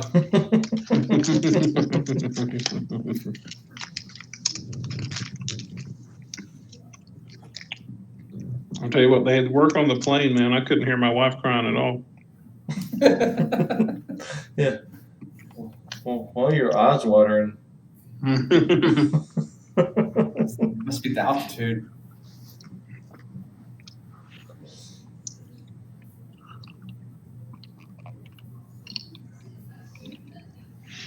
Cram, have you finished Ozarks? Oh, yeah, a long time ago. I just finished it this week. Ah, I finished it like the week it came out.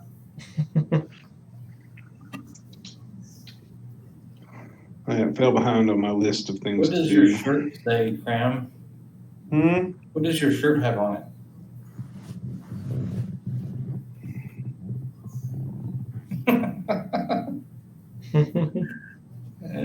Okay.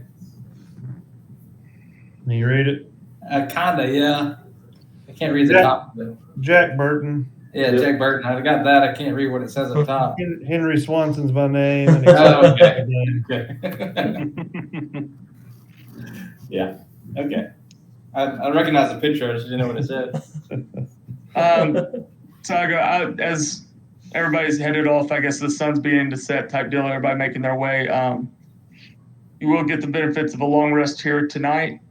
I'm going to let y'all talk real quick about what y'all want to do next or any other things y'all want to do. I got to run to the bathroom.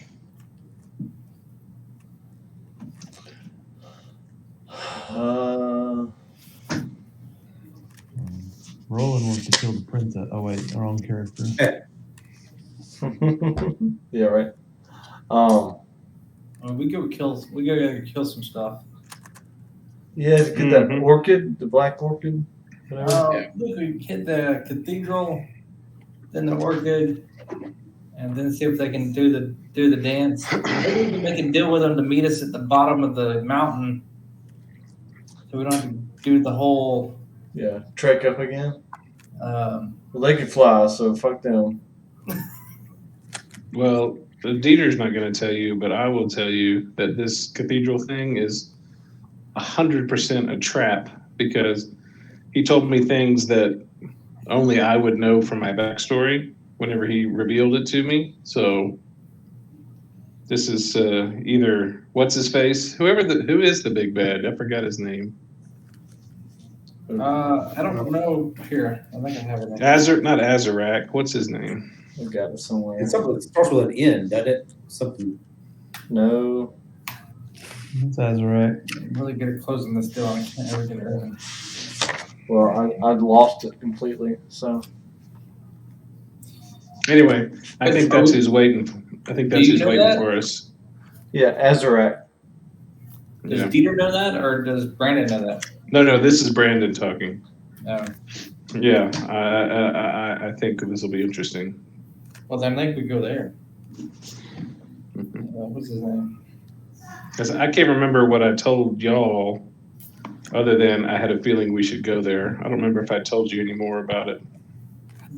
That's all I remember is like you wanted to go there really bad. So Yeah, I'm down because I don't know anything else to do. me too. It's like, do you have Boba Fett behind you? It definitely It does look like Boba Fett. No, that's some kind of Native American Okay. Oh. something or yeah. other. Looks like Boba Fett.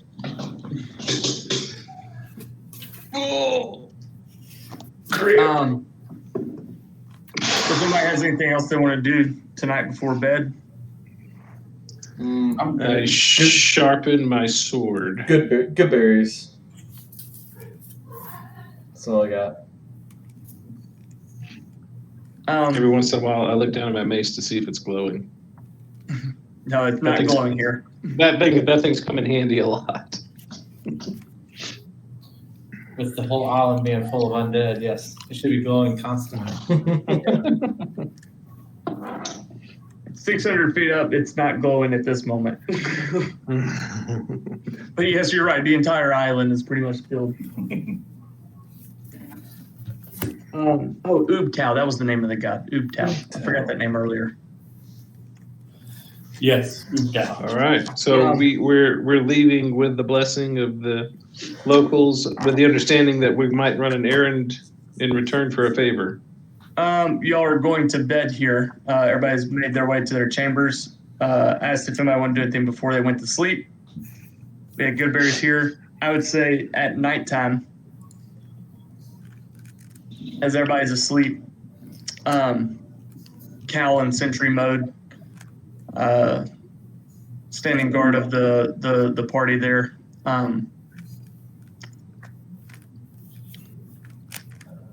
Suddenly in the corner of the room, a candle sort of comes to light over in the corner. Cal would notice this. And then it lifts from the table that it sets on and sort of makes almost a circular motion, almost beckoning to come. Beckoning me? Yeah, just sort of a motion. It sort of moves in the air, as almost as if it's like telling you to come. I just simply raised my spear and It's just a candle.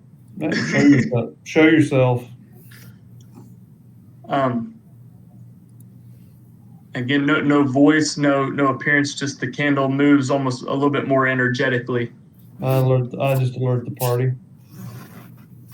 The whole party, or anybody in particular, or anything? Yeah, tell them that there's a floating candle in here, something magical going on. Yeah, everybody. As the party sort of kind of wakes up, you'll do see a floating candle that is lit. Put it out and go to sleep. As the party sort of wakes up, though, it does seem to very quickly and abruptly set on the table and the fire extinguish. Did we have time to see it, or were we just? Y'all saw it. I would just say it did respond in a hurriedly at the arousing of the rest of the party. Mage hand. Yeah, would Dieter even be aware of any magic that could do that? Yeah. I'll put mage hand out and grab it. I would say in your experience, in your travels, you've probably seen various magics that can perform similar feats. I mean, y'all are not unaware of magic. You know what I'm saying? I mean, Was it pointing? Was it gesturing a certain direction? it was simply the candle was lit and it was moving in a manner as if it was, calling to come. I'll go that Uh, way. I'm gonna go that So way. say I'll walk that way. Yeah, I'll walk that way. I'd go check it out. Why not? But I'm gonna maintain that damn candle. As y'all woke up, the candle quickly was set back on the table and the fire extinguished as the group goes and inspects it. You don't necessarily see anything out of the ordinary there. It looks like a candle that's on the table and smoke coming from the fire that was very recently extinguished. Is there like a door somewhere close by? It's by the front door where you would enter into the room.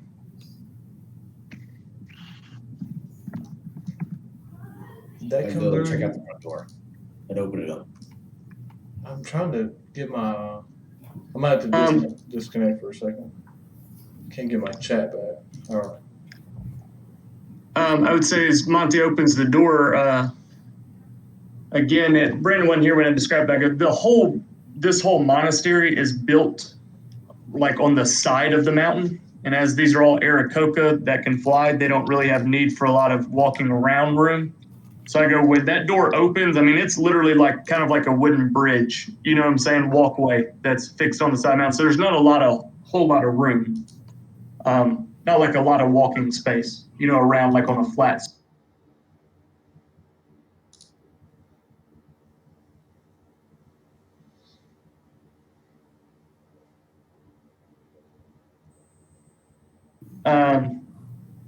The monastery seems sort of peaceful. Nothing seems.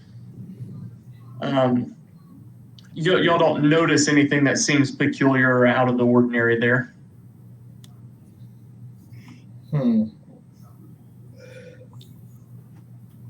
I'd just tell the rest of the group that I'm just gonna go. I'm gonna go for a walkabout. You gone? I'm just gonna go walk this bridge and check it out. I'll go with.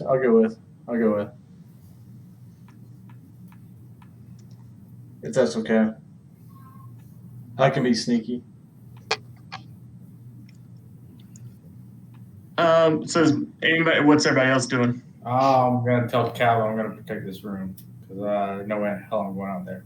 Yeah, I'm just gonna stay in the room, man. I'll stand in the doorway and just watch him as far as I can see. Pass without a trace on everybody before we leave. Okay. And you're going to be sneaking? Yeah, we'll pass without a trace sneaking like a motherfucker. All right. Roll for stealth, and you get your plus 10. Yeah.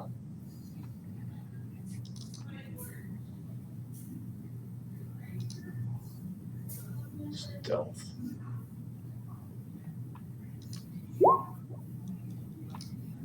So you'll get a 20? Yeah, I'll be a 20. Well, actually, right, so I'll be a 20 plus 10, actually. We don't have advantage, do you? It's just the plus 10 Yeah, roll. it's plus 10. Actually, I have advantage on Oh, do you? ability checks.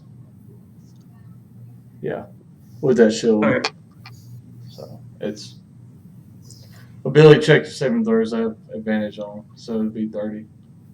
Either way, you're going to be good with a 20. Even at the base 20 there, you're going to be good. So Monty makes his way kind of on the walkways, look around. Ted very stealthily kind of sneaks out into the shadows, kind of lingering a little bit behind him as he walks in. And again, these walkways kind of go up and down on the mountain. You know what I'm saying? They kind of branch off into a track leading down, track leading up. And as Dieter's standing in the doorway, sort of kind of observing Gustav and Cal in the room. Monty takes the next bridge headed up, sort of deal, sort of kind of disappears from the line of sight of Dieter. But Ted, very small and sneakily, stealthily hugging towards the rock, they go over the top.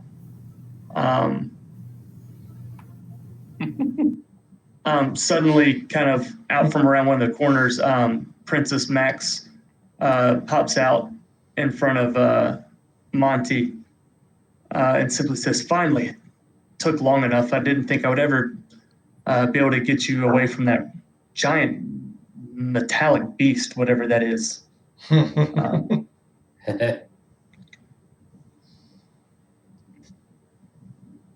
Oh, that's just Cal. He's a good guy. She says, "Yes, but I was wanting some alone time to speak with you. Oh, Glad we finally got our chance here. I want to make something clear from earlier at our talk at dinner. The way all of you spoke to me at that time, I want you to know I am a princess, and I will one day soon be the rightful queen of Cholt and sit upon my throne. And a queen gets what a queen wants. But one thing every queen needs in ruling over a kingdom is someone to sit at her side." As she sort of kind of looks at Monty with a little bit different look in her eyes. She says, "I've been surrounded by these bird folk for so long.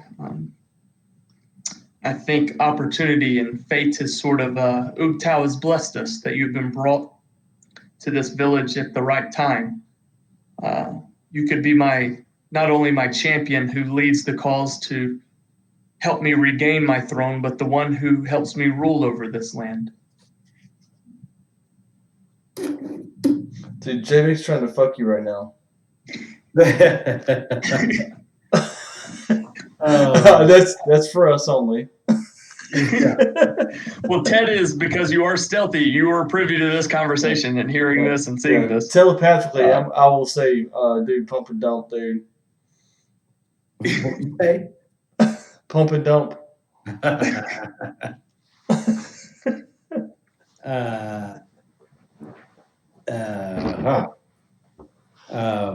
It might be to your advantage to actually be a king of something, but I guess I would tell her that I am flattered, but I am not from these lands. I don't have any connection here. Also, I'm like 160, I think, or something like that. She'll simply give a little bit of a kind of a grin and be like, "A man of honor, rightfully for a king. You may say no today, but a queen will always get what she wants. Go on your little adventure, make your conquests. Just don't forget to reclaim my chalice. And when you bring it back, we'll see what your answer is then." And just sort of very quickly, right before you can almost even kind of react, she just kind of leans in with a kiss on the cheek and turns and dashes off. I'll hold my response until we get everybody else on there. I'll just kind of turn back the other way and shrug my shoulders and be like, bruh. And I'll say I'll make y'all's way back to the group. Oh, that was... Oh, whoops. Hold on. My bad. All right, there you go. Double taps it. As Dieter stands at the front door, he sees Monty and Ted sort of returning to the cab or the housing. Because the guys are coming back. Bro. I have to shut the door. You find anything? Yeah. Yeah. Some more. Yeah. Was it Zabutikal? I got propositioned. I don't know how I feel about that, but I could be king of the lands. Yeah, I think still old girl wanted the seed. Ooh. Wait, the 17-year-old girl? Yeah. I told her I was like 160.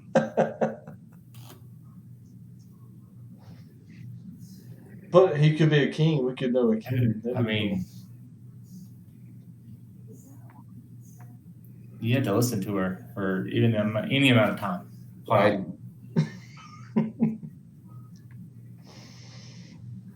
I mean, I just came from a a So- monastery. We were pretty quiet there. Was that her with a candle trying to proposition somebody over there to? Yeah, she was trying to get me to come out. They Yeah, I didn't, she didn't like the small guys. She liked the regular eye guys. Oh, she was trying to get you to come in. At all. So where does that leave you? Is she pissed? Well, I just gave her kind of a non-committal answer, and she told us to go. I can't remember what she said. She said, Pretty, after you return, you might have a different opinion. yeah, Something it was the like way that. she said it. It wasn't very, Yeah. Isn't that right? It's the way she said it. I don't know what that means, but it was like she said, "Go on your adventure," but then she held up the air quotes. Like, She held up the air quotes. I'm not familiar.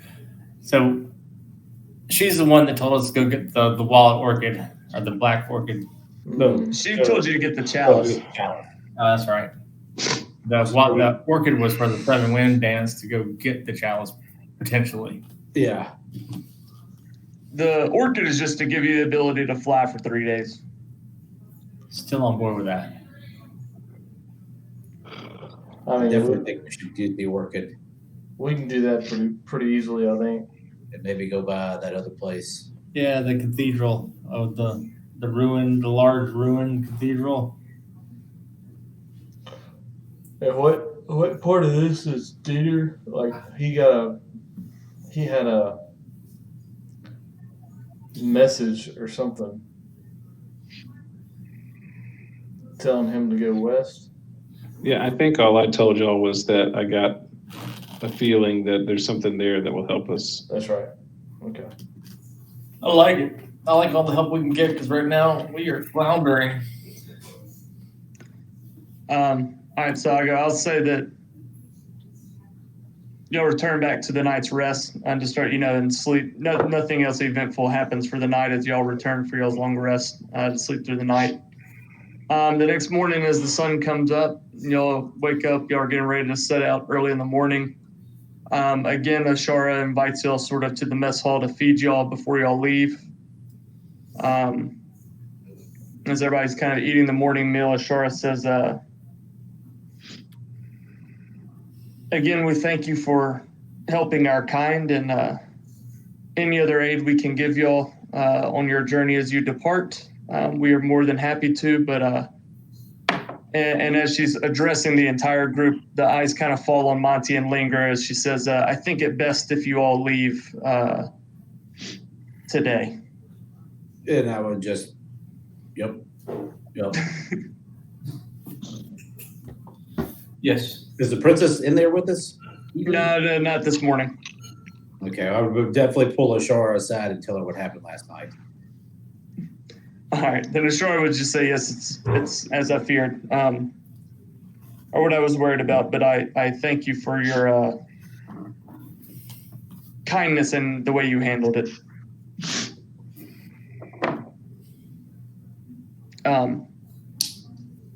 With that, we'll say as y'all make y'all's journey down the mountaintop to head off to the cathedral,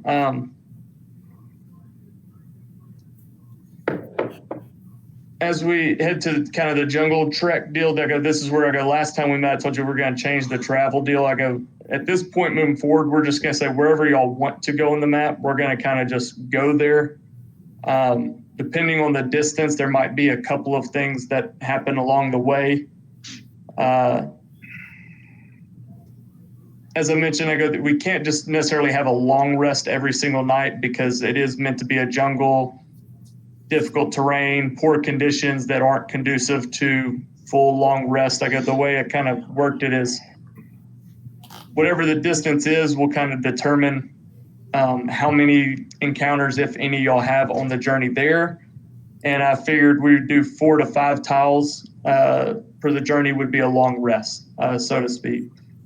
This cathedral is pretty close. I don't think y'all aren't going to necessarily need the encounter or long rest here. Y'all still have the benefits of the long rest when y'all arrive at the cathedral. But here's where we'll be as y'all make that journey there. It's been a couple of days to get there. It does take a couple of days to get there. As y'all approach the cathedral, as y'all make y'all's way through the jungle, you can see where this appears to be as you'll kind of break through the thick of it and come to, it begins to kind of lessen a little bit. The wildlife, plant life begins to loosen up a little bit so it's not so thick and overgrown and difficult to traverse. You'll kind of come to where it begins to open and you see in front of you, clearly this used to be a much larger shrine. You can see the remnants of what would be sort of the outer walls that are dilapidated and broken. Probably a good 200 feet from the wall to the central structure that sits in the midst of this this kind of ruined area.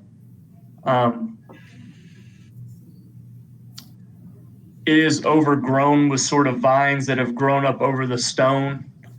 Like I said, it does appear to be abandoned for quite some time. There's statues that sort of surround the top of the building. The main central building seems to be intact, overgrown by vines, yes. All the support structures and kind of the walls, the defense, everything surrounding this center structure is dilapidated, yet the central structure seems to maintain its form. It's not broken, it's not cracked in any way. It seems to be untouched, just simply aged, dirty, overgrown, with gargoyles and statues rounding the top of the central shrine there. Definitely the architecture seems peculiar to what you've seen in Cholt so far. Doesn't seem to fit with sort of the same designs and architecture and aesthetic that you've seen here in Cholt. Is it familiar to me? No, it's not necessarily familiar to you. The architecture is not familiar to you. It seems more like something that y'all all would see more on the mainland rather than here in the jungle.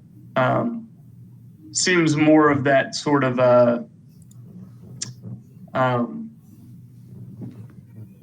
little bit more Gothic in nature, kind of the Gothic cathedral type design that you would see in like a Waters Deep or or a Neverwinter or whatever is Neverember place. What time of day is it? At this point, it's I would say it's getting close to nighttime here. It's been 4 days. Sun's beginning to set, but there's still natural light, so you can still see. It's not dark. But I would say as you'll sort of approach the walls, suddenly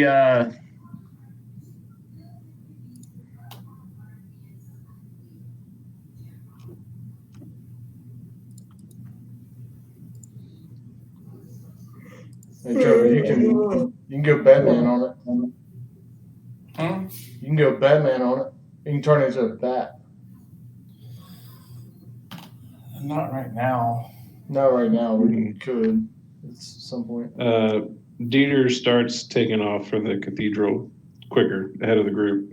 and we'll leave it there for the night. What? You're running away from us? Towards the cathedral, the central building. Okay. But we will need to hit pause here because I'll need a little bit more time to make some final touches for this one. Yeah, probably so. So there was a lot more information here dropped tonight. Like I said, I was trying to. I know we kind of got lost in the grind of going through the jungle and the constant zombies at nighttime, but I'm trying to bring it back to more points of interest, things you can do, trying to bring it a little bit back more to the main story. So you'll do have a couple of leads now that would give you information about the death curse, different locations, a couple of side quests that you could go do as well. But y'all had 3 strong leads about where you might find information about the death curse. So that was Orolunga, the spirit that resides there. If you wanted to wait for a full moon to try to speak to the dukes in the outer plane of the wind plane, if you wanted to wait for a new moon in which the negative effects of magic would be stronger, to try to communicate with the Raven Queen from the Shadowfell. Ted found out Bill's or the last hearing of where Bill intended to go, which was the Valley of Dread, to seek the ancient druids. Dieter has been sort of called here to the cathedral. So that's kind of where a lot of the points that we hit tonight. And now Dieter is really excited about this cathedral. Yeah, he kind of like just left the group behind and is moving inside with or without y'all. Well, your stopper could probably just stop him from doing that. Well, we'll see what happens next time. But But yeah, this is a good stop point. yeah. Come on, I'm ready to kill like another 100 zombies. Yeah. We'll see what happens. Yeah, you say that now. It'll be fun though. We got. That's just, yeah. No, I'm not even gonna say that. Oh, we'll see what happens. Yeah, no, leave it alone. Yeah, no, I'm not gonna say anything. Yeah, we got it there. That's good. That's fine. Hey, look, I got a backup character, so Dieter is just balls to the wall. I will say at this point, like I said, I have been trying to retune some things from the way it's going so far. So Journey will be adapted, obviously. I do think I am going to try to tune up or fine tune the difficulty of battles a little bit more for the ones that are meant to be more deadly. You know, some of them are meant to be a little bit easier. It's just more of a nuisance that you face through the jungle. But some of them are meant to be a little bit more deadly. Some of the perils that you're supposed to face here in the jungle will probably be tuned up a little bit, because I do want death is a real possibility in Chult, and there actually are some other options that could open up as well. Oh, sure. I don't think anybody at this point is going to care. I mean, it'll be interesting for sure. Not care, they will care, but yeah. But so that's where we're at. Yeah.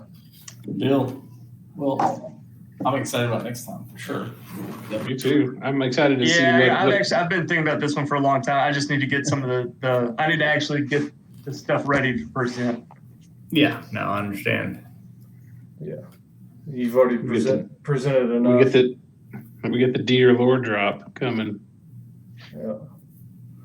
/ trap, and we all die. Freaking Bill's down the valley. I'm not gonna say anything. Bill's down. As far as I know, Bill's at the Valley of the Dread, which is about, I don't know, a few months away. A few months away. Yeah, Valley of Dread is in the bottom right corner of this map here. Yeah, we're gonna need a druid with tree stride. So just to clarify a few things here, though, just so we're on the same page, because I'm trying to speak as sometimes as the characters, or as I believe the characters would speak, but just to clarify, so we're all on the same page. New moon, positive magic energy, open portals to the Feywild.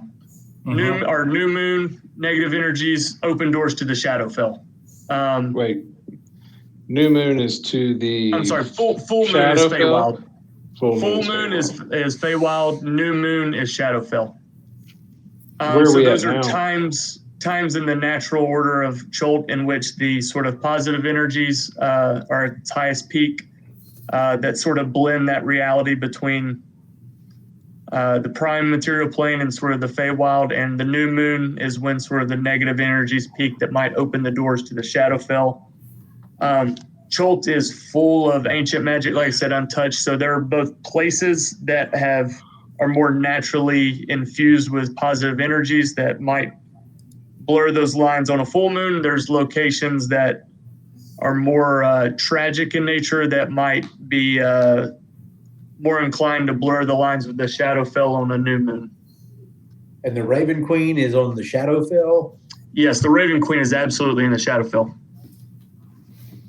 Where's Cal? Cal's with the group. Asleep. The sentry does sleep. He's in sentry mode now. Which, and I know it's been like literally since like the third session in which we mentioned this. Cal's probably already forgot as well. Snapping Turtle Bay was also mentioned for Cal when he ran into an ancient turtle in the bar who claimed he knew Cal or knew those like Cal and said, if you're ever over in Snapping Turtle Bay, come stop by. But that was literally like session 3, and I know we've all forgotten that. Yeah, because it was on like the opposite end of the map. Yeah, literally the opposite end of the map. Mm-hmm.